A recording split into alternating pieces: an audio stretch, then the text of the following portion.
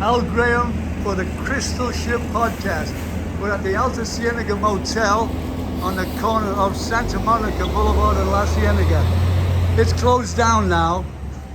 Jim Morrison used to spend a lot of time here.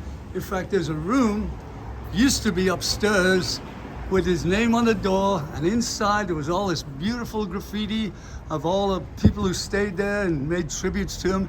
And so now it's bought by some people from out of state somewhere, and they went and took the name off the door, and they went and painted over all the glorious graffiti. Fortunately, I filmed it before they did, so we have it on record. Now this is an area I call the Rat's Maze. First of all, over there's Barney's Beanery, where Jim hung out. He would come here to this motel and crash all the time, even though he had a big house in Hollywood Hills. This is where he hung out. There was a little psychic store, always here. I believe it still is. But the phone never answers. And it looks like it's been abandoned. You'll never find anybody in it.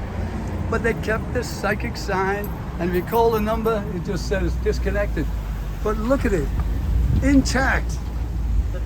So I call this the Rat's Maze.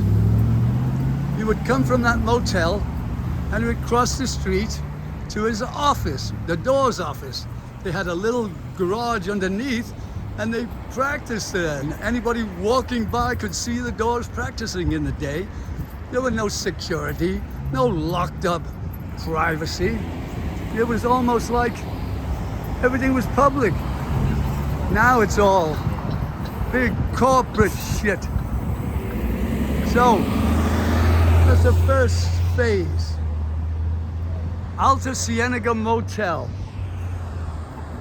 Now we're gonna cross to the door's office.